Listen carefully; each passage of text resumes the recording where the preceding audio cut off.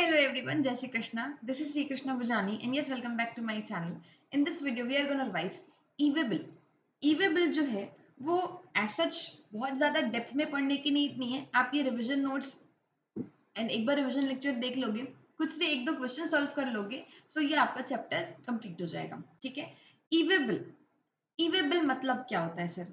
E-way bill जो है वो एक इलेक्ट्रॉनिक डॉक्यूमेंट है. ठीक है. जो आप जीएसटी पोर्टल में जनरेट करते हो, क्या होता है ना, जब भी कोई गुड्स का मूवमेंट होता है तो उसके एविडेंस के लिए एक डॉक्यूमेंट जो बनाया जाता है, that is what electronic way bill, E way bill. वो जीएसटी पोर्टल में बन जाता है आपका. ठीक है.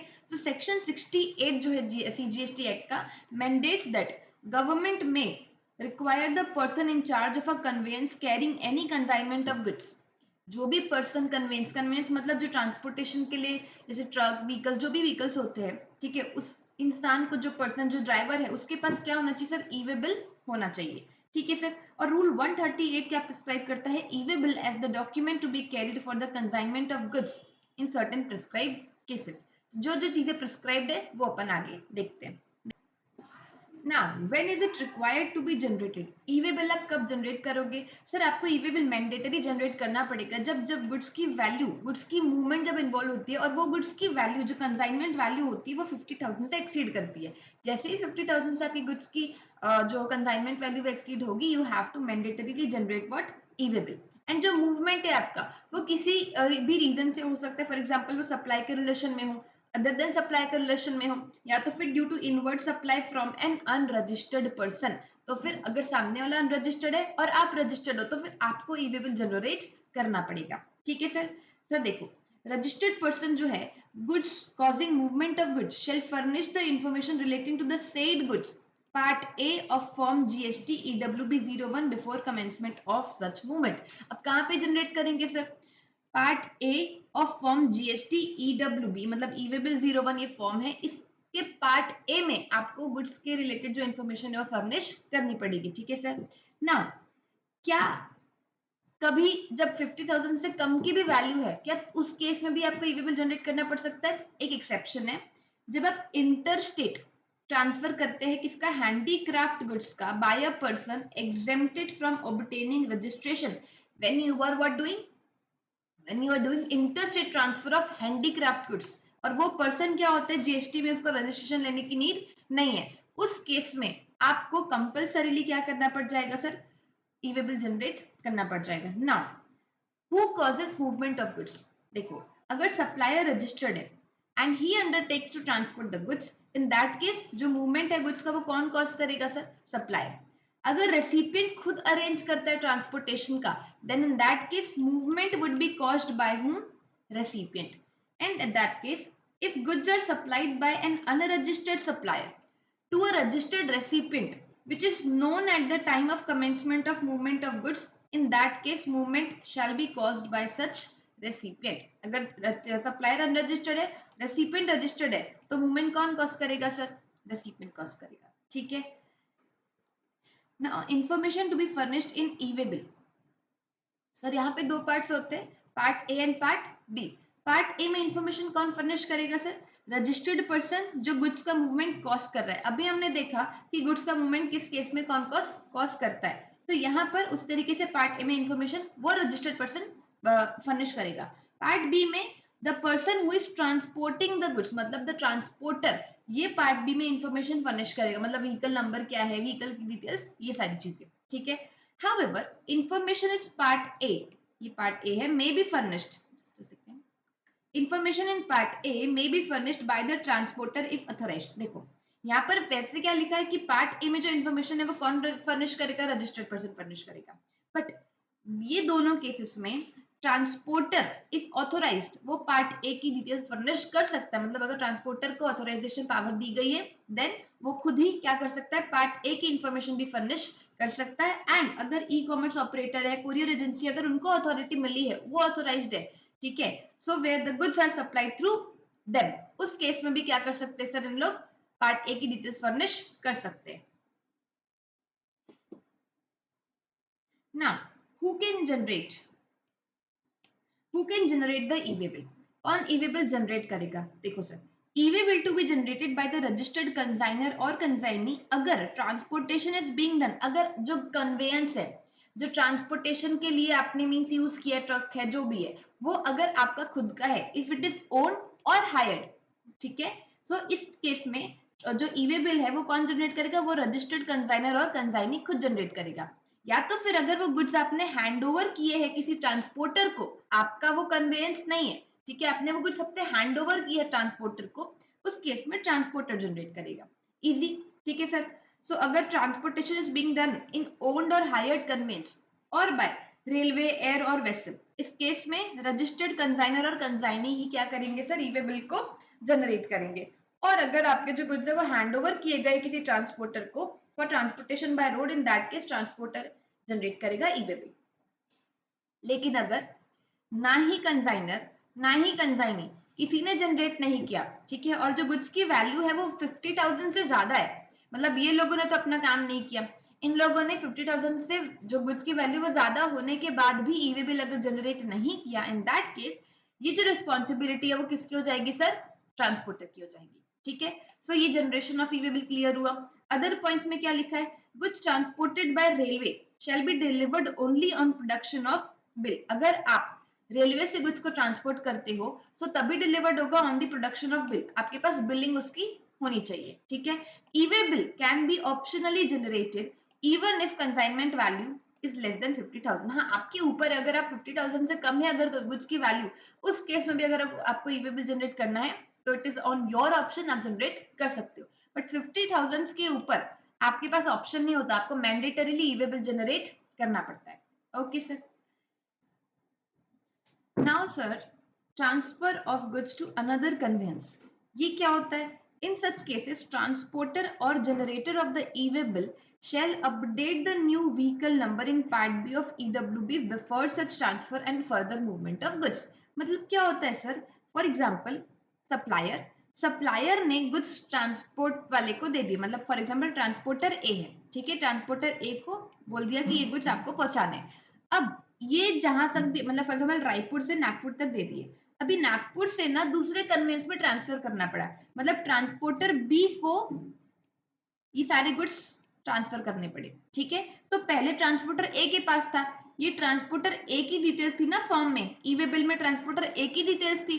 अब आपको अपडेट करना पड़ेगा क्योंकि आप नए ट्रांसपोर्टर वाले को गुड्स दे रहे हो और न्यू कन्वेयंस में जा रहा है, तो उसका नया व्हीकल नंबर, सारी चीजें आपको अपडेट करनी पड़ेगी पार्ट बी, ठीक है। ये कौन अपडेट करेगा, या तो ट्रांसपोर्टर या तो जिसने जनरेट किया ई-वे बिल वो खुद भी अपडेट कर सकता है। क्या अपडेट करना है सर, आपको मूवमेंट, गुड्स के मूवमेंट के पहले तक आपको न्यू व्हीकल नंबर जो है वो पार्ट बी ऑफ ईडब्ल्यूबी में अपडेट कर देना है, ठीक है। उसके बाद आता है sir consolidated e way bill in case of road transport. ये क्या होता है, जैसे ही आपने ई-वे बिल जनरेट कर दिया ना, जैसे आपके मल्टीपल कंसाइनमेंट्स हो सकते हैं, फॉर एग्जाम्पल आप एक ट्रांसपोर्टर हो, ठीक है, आपके पास काफी सारे सप्लायर्स ने क्या किया, काफी सारे सप्लायर्स ने गुड्स पहुंचा के दिए और आपको कहा गया कि इसको इन इन रेसिपिएंट्स को सप्लाई कर दिया जाए, अलग अलग सप्लायर्स और अलग अलग रेसिपिएंट्स को, सॉरी रेसिपिएंट्स को सप्लाई कर दिया जाए। तो यहाँ पे मल्टीपल कंसाइनमेंट्स है और मल्टीपल कंसाइनमेंट्स के लिए आपने अलग अलग ई-वे बिल बनाए होंगे, ठीक है। तो ये जो अलग अलग ई-वे बिल हर कंसाइनमेंट के लिए बनाए गए हैं, इसको आप क्या कर सकते हो सर, कंसोलिडेट कर सकते हो। आई बात समझ में, वही लिखा है देखो, multiple consignments are intended to be transported in one conveyance and the transporter में इंडिकेट सीरियल नंबर, हर एक ई-वे बिल का सीरियल नंबर जो है वो इंडिकेट करेंगे एंड क्या होगा उसको आप क्या कर सकते हो, कंसोलिडेट कर सकते हो इन फॉर्म जीएसटी ईडब्ल्यूबी 02 में B generated by him on the common portal, ठीक है। Done sir. यहाँ पर क्या लिखा है, जहां पे कंसाइनर कंसाइनी किसी ने भी ई-वे बिल जनरेट नहीं किया और 50,000 से ज्यादा है कंसाइनमेंट वैल्यू, उस केस में इनवॉइस या फिर बिल ऑफ सप्लाई, डिलीवरी चलन, किसी के भी बेसिस पर ट्रांसपोर्टर खुद क्या कर लेगा, ई-वे बिल जनरेट कर लेगा एंड बाद में उसको कंसोलिडेट भी कर सकता है, ठीक है। क्या आप ई-वे बिल को कैंसिल कर सकते हो क्या सर, कैंसिल बिल्कुल कर सकते हो सकता है कि आपने कुछ बाद में ट्रांसपोर्ट ही ना किए हो, या फिर हो सकता है कि एज पर द डिस्क्रिप्शन या फिर एज पर द डिटेल्स फर्निश्ड आपने गुड्स को ट्रांसपोर्ट ना किया हो, उस केस में ई-वे बिल जनरेट होने के विद इन 24 आवर्स आपको क्या करना पड़ेगा, ई-वे बिल को कैंसिल करना पड़ेगा, ठीक है sir. Now coming to validity period of e way bill slash consolidated e way bill, कब तक ये जो ई-वे बिल क्या वैलिडिटी है वो कितने पीरियड तक रहेगा, ठीक है। देखो सर, पहले मैं आपको ये बताती हूँ, अप टू 20 किलोमीटर, अगर विद इन द कंट्री आप जो कुछ ट्रांसपोर्ट कर रहे हो उसका डिस्टेंस अप टू 20 किलोमीटर्स अगर है, ठीक है, तो आपको अप टू 20 किलोमीटर्स में ना 1 डे की वैलिडिटी दी जाएगी। 1 day in case of over dimensional cargo और multi modal shipment involving ship. ये क्या होता है सर? जो ओवर डायमेंशनल कार्गो होते हैं, मतलब जो बड़ी बड़ी बहुत व्हीकल्स होती है जो बहुत स्पीडली नहीं मूव कर सकती है, तो थोड़ा सा इसमें इतना भार, एक तो ओवर डायमेंशनल कार्गो काफी भारी है वो कन्वेंस, ठीक है, तो उनके लिए डिस्टेंस कितना दिया गया है? Up to 20 kilometres. अगर up to 20 kilometres over dimensional cargo उस डिस्टेंस में गुड्स जो भी सप्लाई करती है, गुड्स डिलीवर करती है, सो अप टू 20 किलोमीटर्स के लिए आपको कितना दिन की वैलिडिटी मिलेगी? 1 दिन की, ठीक है, 1 डे की। अब for every 20 kilometre part thereof, मतलब मान लो 20 किलोमीटर्स टोटल आपका फॉर एग्जाम्पल 35 किलोमीटर्स है, ठीक है, तो उसमें 20 किलोमीटर्स के लिए आपको टोटल 1 डे की वैलिडिटी मिलेगी, ठीक है, प्लस जो 15 किलोमीटर्स है 20 किलोमीटर और पार्ट देयर ऑफ, तो उसके लिए और 1 डे की, तो टोटल 2 डेज की आपको वैलिडिटी मिलेगी for every 20 kilometres part thereof, हर 20 किलोमीटर्स में।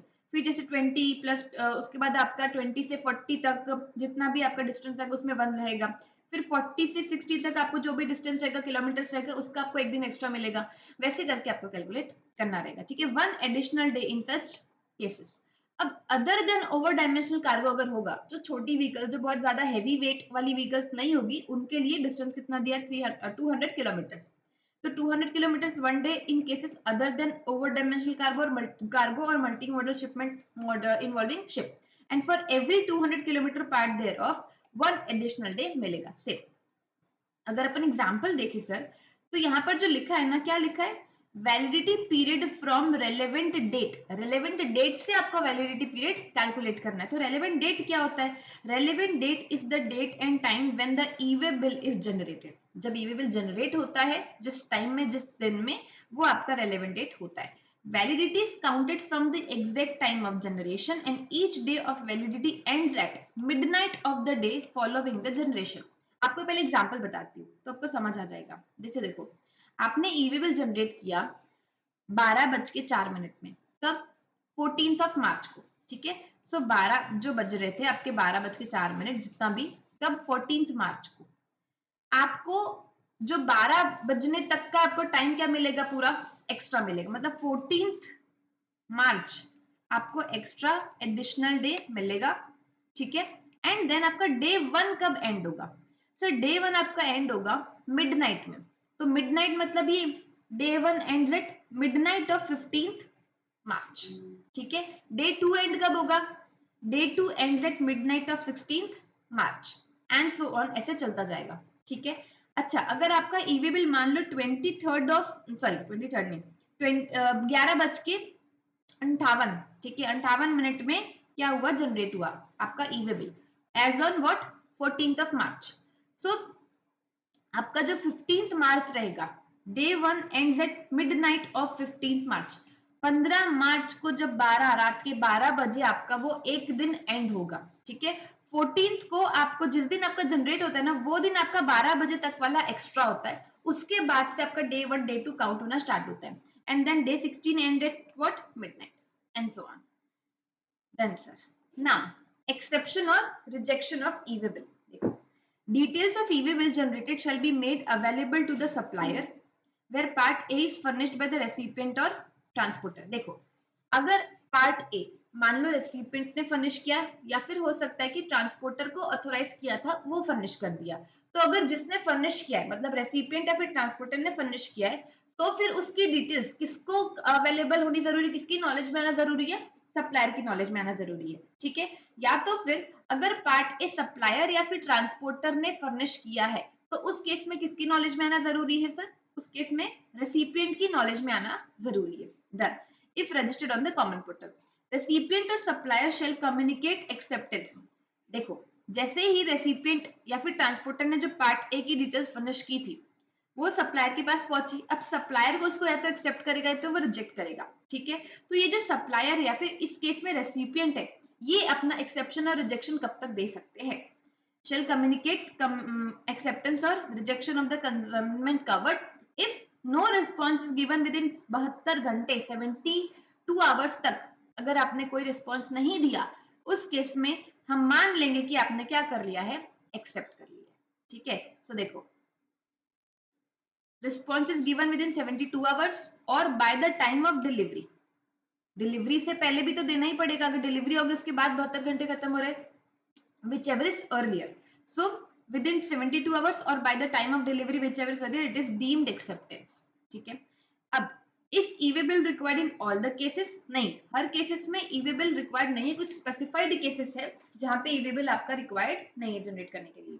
डॉक्यूमेंट्स और devices to be carried by person in charge of conveyance, क्या क्या डॉक्यूमेंट्स कैरी करेगा वो person in charge, invoice, bill of supply या फिर delivery challan, copy of the e way bill in physical form और e way bill number in electronic form, ये सारी चीजें क्या करेगा सर, वो अपने साथ कवर करेगा, ठीक है, कैरी करेगा। उसके बाद आ जाता है आपका sir verification of documents and conveniences. Commissioner या फिर एम्पावर्ड ऑफिसर प्रॉपर ऑफिसर्स को पावर देंगे, अथोराइज करेंगे कि आप क्या कर सकते हो, कन्वेंसेस को रोक सकते हो, उनके ई-वे बिल और जो ई-वे बिल नंबर होता है उसको वेरीफाई कर सकते हो, and specific verification on evasion grounds can be done with necessary approval. अगर ऐसा लगता है कि कुछ चोरी का माल है, इन लोग टैक्स चुराने का प्लानिंग कर रहे हैं, या फिर लोग क्या बोलना चाहिए, विदाउट एनी ई-वे बिल कुछ गुड्स यहाँ से वहां पहुंचाने की ट्राई कर रहे हैं, तो उस केसेस में क्या हो सकता है सर, आपका स्पेसिफिक वेरिफिकेशन हो सकता है। ठीक है, अब इंस्पेक्शन और verification of goods, summary report, जैसे ही जो प्रॉपर ऑफिसर है उन्होंने आपके पूरे ट्रक को इंस्पेक्ट किया, सारे गुड्स को इंस्पेक्ट किया, ठीक है, पूरा इंस्पेक्शन हो गया, अब उनको क्या करना पड़ेगा, हर एक इंस्पेक्शन का एक समरी रिपोर्ट बना के देना पड़ेगा, और वो जो प्रॉपर ऑफिसर्स है वो कब तक उस समरी रिपोर्ट को देख के बना के देंगे, must be uploaded online with in 24 hours. जिस दिन वेरिफिकेशन कंप्लीट हुआ उसके 24 आवर्स में आपको क्या करना पड़ जाएगा सर, समरी रिपोर्ट अपलोड करनी पड़ जाएगी। फाइनल रिपोर्ट आपको कब तक अपलोड करनी है, उसके लिए थोड़ा ज्यादा टाइम मिलेगा, देखो समरी है इसलिए आपको 24 आवर्स दिए गए, फिर जो फाइनल रिपोर्ट है वो आपको विद इन 3 डेज अपलोड करनी पड़ेगी। जैसे ही वंस वेरीफाइड ड्यूरिंग ट्रांजिट, बाद में हर स्टॉप में आपका वेरिफिकेशन नहीं होगा, एक स्टॉप में आपको पुलिस ने पकड़ा, एक स्टॉप में पूरा वेरिफिकेशन हो गया, अब हर स्टॉप में आप जहां जहां रुकोगे हर जगह आपका वेरिफिकेशन नहीं होगा, एक जगह वेरिफिकेशन हो गया उतना इनफ है। बट हाँ, अगर कुछ ऐसा लगता है कि नया इवेजन इन्फॉर्मेशन मिलता है तो फिर आगे वाले को फोन कर दिया जाएगा कि गाड़ी रोक के इसका इंस्पेक्शन करना, ठीक है। एंड जो ट्रांसपोर्टर है, अगर मान लो 30 मिनट से ज्यादा जो ऑफिसर है उन्होंने उस ट्रक को रोक के रखा है, तो वो चीज क्या करेगा, अपलोड कर देगा डिटेल्स कि मुझे इसलिए इतना लेट हो रहा है, इतने टाइम तक हमको यहाँ पे रोका रखा है, ठीक है। ये हो गया sir inspection and verification of goods. Now restriction on furnishing information in part A of form GST EWB 01। कब आपको जीएसटी जो आपका पार्ट ए है, इस फॉर्म का पार्ट ए है, उसमें डिटेल्स फर्निश करने नहीं दिया जाता, कब नहीं दिया जाता, no person, consignor, consignee, transporter, e commerce operator और कोरियर एजेंसी, कोई भी पार्ट ए जो है वो फर्निश नहीं कर सकता अगर उस रजिस्टर्ड पर्सन ने, मान लो वो कंपोजिशन सप्लायर है, और अगर कंपोजिशन सप्लायर है तो उसने टैक्स ही फाइल नहीं किया है, टैक्स पे नहीं किया है फॉर 2 कॉन्सिक्यूटिव क्वार्टर्स, ठीक है, क्योंकि क्वार्टरली पेमेंट होता है कंपोजिशन के केस में, तो 2 कॉन्सिक्यूटिव क्वार्टर्स लगातार उसने क्या किया, टैक्स पे नहीं किया है, तो उसको ईवी बिल में जो पार्ट ए है वो फर्निश करने नहीं मिलेगा। रेगुलर स्कीम में है तो not file returns for 2 tax periods, ठीक है, या तो फिर उसने जीएसटीआर 1 2 मंथ्स या फिर क्वार्टर्स के लिए फाइल नहीं किया है, उसका रजिस्ट्रेशन सस्पेंड हो चुका है, ठीक है। नाउ कमिश्नर में allow filing of part A on sufficient show cost, sufficient cost shown and with conditions, हाँ कुछ एकदम जेन्युइन कॉज है तो आप क्या मानना चाहिए, कमिश्नर से परमिशन ले सकते हैं और वो अलाउ कर सकता है, ठीक है। हमने यहाँ पे इतना बार पढ़ा कि 50,000 से ज्यादा अगर कंसाइनमेंट वैल्यू होगी तो मैंडेटरीली ई-वे बिल जनरेट करना पड़ेगा। अब आप पूछोगे कि मैम ई-वे बिल जो कंसाइनमेंट वैल्यू है वो क्या होती है, कंसाइनमेंट वैल्यू में कुछ चीजें इंक्लूड होती है और कुछ चीजें एक्सक्लूड होती है। देखो, अपन जो सेक्शन 15 में वैल्यू ऑफ सप्लाई में जो वैल्यू निकालते हैं ना गुड्स की, वो तो इंक्लूड रहेगी, ठीक है। सो पहला तो shall be the value determined in accordance with the provisions of section 15। उसके बाद जो भी वैल्यू आपके इनवॉइस में, बिल ऑफ सप्लाई में या फिर डिलीवरी चलान में क्या बोलना चाहिए, फर्निश की गई है, डिक्लेयर की गई है, तो वो भी आप ऐड करोगे। उसके बाद सारे टैक्सेस, देखो वैल्यू ऑफ सप्लाई में हम टैक्सेस इंक्लूड नहीं करते, बट ई-वे बिल में जो कंसाइनमेंट वैल्यू का कैलकुलेट करना होता है उसमें आपको सारी चीजें ऐड करनी पड़ेगी। Also include central tax, state, union territory tax, integrated और सेस, ठीक है। उसके बाद क्या एक्सक्लूड होगा, क्या एक्सक्लूड होगा सर, गुड्स की जो एग्जेम्प्ट सप्लाई होगी ना, जिसमें टैक्स नहीं लगता है, वो आपको इसमें एक्सक्लूड करना है। वेयर द इनवॉइस, आपने इनवॉइस बनाया, उस इनवॉइस में आपने एग्जाम्प्ट गुड्स भी डाल दिया और टैक्सेबल गुड्स भी डाल दिया, तो यहाँ पर आपको एग्जाम्प्ट गुड्स की वैल्यू को इंक्लूड नहीं करना है, ध्यान रखना, ठीक है। अभी बेसिक बेसिक बस बचा है, बाकी आपका ऑलमोस्ट चैप्टर मैंने डन करवा दिया है, ठीक है। यहाँ पर क्या लिखा है sir, as discussed earlier in this chapter, in case of movement of goods for reasons other than supply, movement is occasioned by means of delivery challan which has to necessarily contain the value of goods and value given in the delivery challan should be adopted in the e-way bill other than supply। अगर reason है, मान लो job work का reason है, कुछ एक जगह से दूसरी जगह से ट्रांसफर करने हैं, तो आप उसमें इनवॉइस तो इशू नहीं करोगे, आप उसमें डिलीवरी चलान इशू करोगे, तो फिर उसके बेसिस पर आपका वैल्यू निकल जाएगा, ठीक है।